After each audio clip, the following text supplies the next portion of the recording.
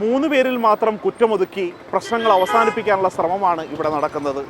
3 പേർ മാത്രമല്ല, കാണാത്ത നിരവധി പ്രതികൾ ഇവരുടെ പിന്നിലുണ്ട്. ഇവരെ കണ്ടെത്തി നിയമത്തിൻ്റെ വെളിച്ചത്ത് കൊണ്ടുവരികയും മതിയായ ശിക്ഷ വാങ്ങി നൽകുകയുമാണ് ചെയ്യേണ്ടത്. ചെയ്ത കുറ്റത്തിന് 3 ജീവനക്കാർ ശിക്ഷിക്കപ്പെടുക തന്നെ ചെയ്യണം.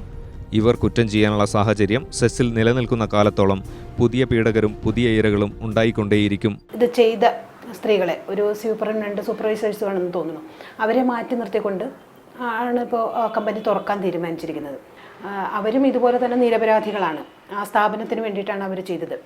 ഒരു പരിധി വരെ പറഞ്ഞാൽ ഈ ഒരു കമ്പനി പോലും, ഈ കമ്പനിയുടെ ഓണർ പോലും ജീവിക്കാൻ വേണ്ടി തുടങ്ങിയേക്കണ ഒരു തൊഴിൽ തന്നെയാണ് ഇതെന്ന് പറയുന്നത്. അപ്പോൾ ആ സ്ഥാപനത്തിനെതിരെയോ അല്ലെങ്കിൽ ഈ 2 സ്ത്രീ തൊഴിലാളികൾക്കെതിരെയോ മാത്രമല്ല നമ്മൾ സംസാരിക്കുന്നത്. മൊത്തം കേരളത്തിലെ സ്ത്രീകളുടെ, ജോലി ചെയ്യുന്ന സ്ത്രീകളുടെ സാമൂഹ്യ അവസ്ഥയെക്കുറിച്ചിട്ട് കാണിക്കുന്ന ഒരു വിഷയം എന്നുള്ള രീതിയിലാണ് നമ്മൾ ഇതിനെക്കുറിച്ചിട്ട് പഠിക്കുന്നത്. ഒരു വ്യക്തി എന്നുള്ള രീതിയിൽ സ്ത്രീക്ക് സ്വന്തം ശരീരത്തിലെ അഭിമാനത്തോടു കൂടി ജീവിക്കാനുള്ള അവകാശങ്ങളെ നിഷേധിക്കുന്ന, ആരോഗ്യത്തെ നിഷേധിക്കുന്ന ഒരുപാട് കണ്ടീഷൻസ് ഇന്ന് നമ്മുടെ തൊഴിൽ രംഗത്ത് നിലനിൽക്കുന്നുണ്ട്. അത് പണ്ടുള്ളതിനേക്കാൾ കൂടുതൽ മെച്ചപ്പെടുത്തുന്നതിന് പകരം പലപ്പോഴും അത് മോശമായിക്കൊണ്ടിരിക്കുന്നു എന്നുള്ളതാണ് ഇപ്പോഴത്തെ ഒരു വലിയൊരു പ്രതിസന്ധി എന്ന് പറയുന്നത്. ഇടുക്കി, കൊല്ലം, കണ്ണൂർ, കാസർഗോഡ് തുടങ്ങിയ വിദൂര സ്ഥലങ്ങളിൽ നിന്നും കൊച്ചിയിൽ താമസിച്ച് ജോലി ചെയ്യുന്ന ആയിരക്കണക്കിന് പേരുണ്ടിവിടെ. സ്ത്രീകൾക്ക് കുറഞ്ഞ ചിലവിൽ മാന്യമായി താമസിക്കാവുന്ന ഹോസ്റ്റൽ സൗകര്യം ഇവിടെ തീരെയില്ല. കാക്കനാടും പരിസര പ്രദേശങ്ങളിലുമുള്ള വീടുകളിലെ ചായ്പുകളിൽ താമസിക്കുന്നവർ ധാരാളം.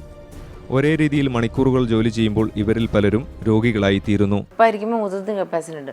ഏജ് ചെയ്യുമ്പോൾ നമ്മുടെ മൂത്രത്തിന് പിടിച്ചെടുക്കാനുള്ള കപ്പാസിറ്റി കുറയണു. അതനുസരിച്ച് മൂത്ര സംബന്ധമായ, മൂത്രാശയ സംബന്ധമായ അണുബാധകൾ ഒക്കെ കൂടുതൽ വരുന്നു. അതിൻ്റെ കൂടെ ആർത്തവത്തിന് ചേഞ്ച് ചെയ്യാൻ പറ്റാത്ത പാഡുകളൊക്കെ ചേഞ്ച് ചെയ്യാണ്ട് വരുമ്പോൾ അത് കൂടി വരുന്നതേ ഉള്ളൂ. പിന്നെ യൂറിനറി കുറച്ച് പ്രായമാകുമ്പോൾ ഒരു 40-45 വയസ്സാകുമ്പോഴത്തേക്കും ഇൻകോണ്ടിനൻസ്, അതായത് മൂത്രം പിടിച്ചു നിൽക്കാൻ പറ്റായില്ല.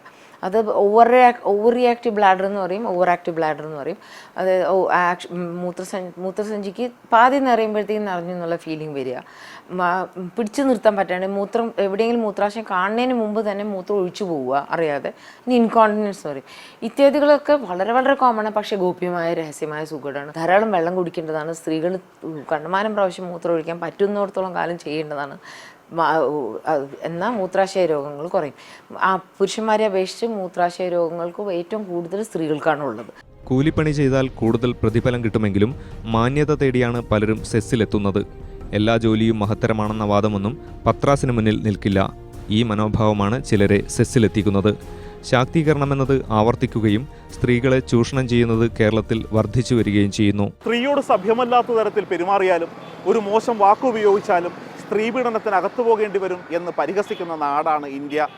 സ്ത്രീ നിയമങ്ങൾ കടലാസിൽ അത്ര ശക്തമാണ്.